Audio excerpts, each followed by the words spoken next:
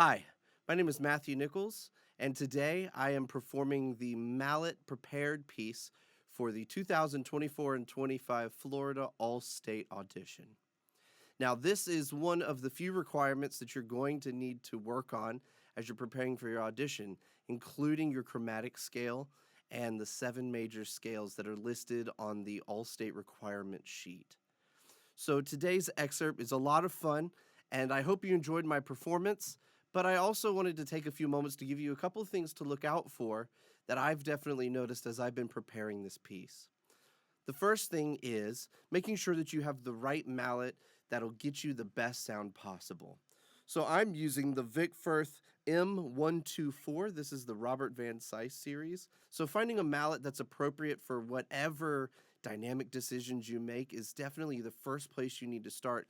Now, once you've got yourself set up with the right pair of mallets, I want you to look at a couple things in this piece. So number one, our dynamic range is large, piano to forte, but we should also be respectful to the time period of the music. So the composer Clementi wrote this for piano, and on the piano, while we do have the ability to change our dynamics, they may not be as drastic as some of the dynamics that we hear in later time periods.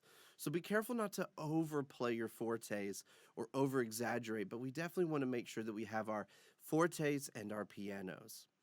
Another thing we want to look out for is the fluidity of our scale patterns when we have to play at a soft dynamic.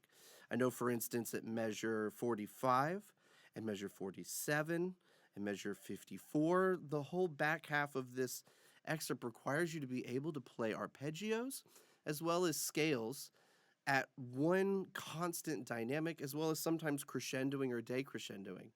And a lot of times we have a tendency to be one hand heavy. We might play our right hand louder, or any of the notes that go up into the accidentals might be hit a little bit harder. So listen back to make sure that when you're playing through these things, you have a smooth and even line, almost like the piano player being able to press down each key equally and not feeling like one finger is going to attack harder than the others. And the last thing is just understanding your body position in order to help the accuracy. So most of this is played between middle C and 2 octaves above to the D above that.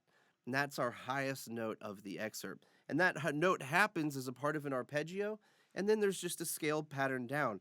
So as long as we can stay centered over the notes that we're playing, obviously when the notes get really fast or we suddenly have to jump up, we have to make a decision of if we want to move our body or not. But be careful not to stand over middle C and let your hands travel, when in reality, both our body and our hands should be staying around our center, as opposed to allowing our hands to just play away from the center for too long. So I noticed a couple of times where as I was learning the piece, I wasn't moving my body, and I started to notice accuracy issues. So make sure that you're coming back to that and not just simply trying to make it more accurate without noticing those small details. So I hope this has been helpful for you today, and I wish you all the best as you continue to prepare for your All-State audition.